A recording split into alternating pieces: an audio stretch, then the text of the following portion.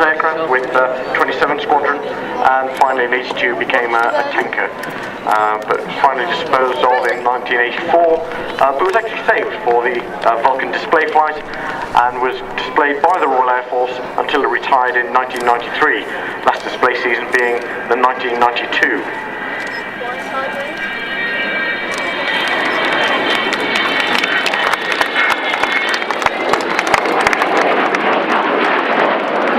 What she stands for, the Great British Never Say Die Bulldog Spirit. Yeah, good stuff. Of course, the elephant in the room has always been money. So far it's cost more than £8 million, and that includes £2.7 million for an unprecedented heritage lottery grant. They didn't get it first time, but they got it second. And the rest comes actually from you, the great British public.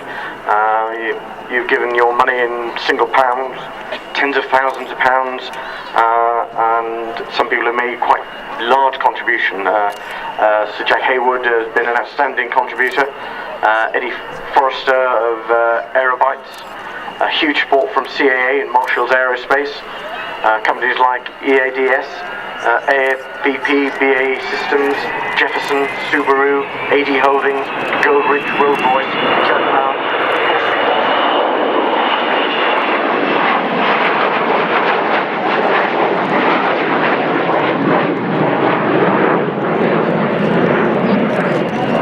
Buckingham Palace in 2012 to celebrate Her Majesty's Diamond Jubilee. Actually, the Queen says she's quite fond of the Vulcan, so she's even named one of her corgis. Actually, it's not a corgi, it's a Dory. It's a corgi Datsun cross, and she's called that Vulcan. So there are other people who support her, so why shouldn't we support the Vulcan? Business plan actually is for commercial sponsorship, but it's kind of a good time at the moment for that.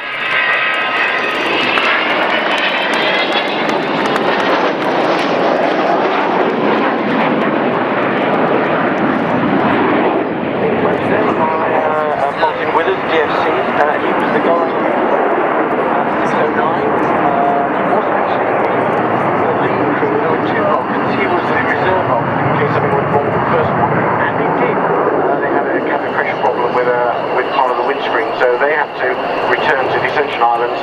So Martin and his crew took over the role, and he was the reserve crew for Black Buck 1 down to Port Stanley.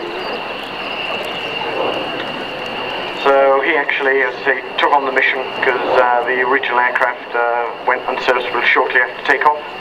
It was a 16-hour flight. They had to say Vulcans and Victors. They dropped 21 1,000-pound bombs on the runway. Got 2 hits out of it, made it unusual for the fast jets, and that's important. And as I say, he was awarded the DFC.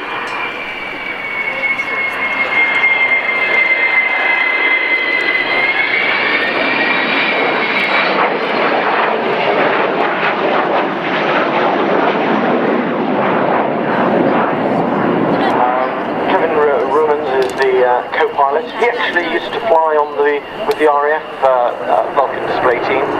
He was a co-pilot. He looked very young at the time. We kind of thought it was very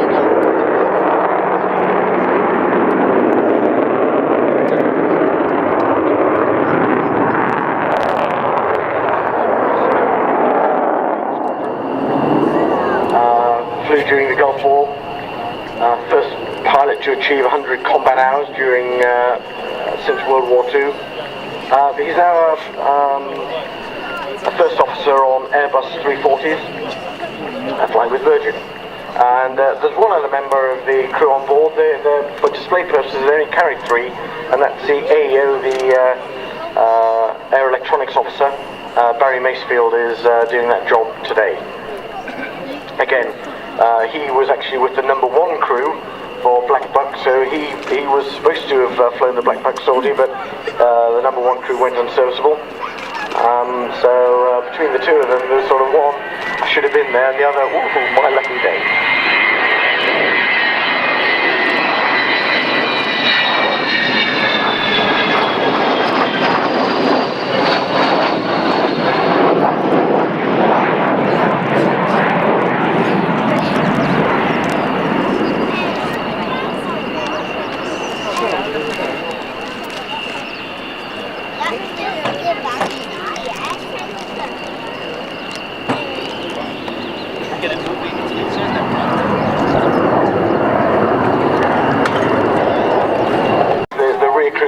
That was controversial, wasn't it? Yes, it was, but I think most of the crews who flew it, we relied on the pilots who would make sure that we got away from the ground enough for us to slide down the door and operate our parachutes and come out over it that way. And people did, and people got out of the aircraft successfully.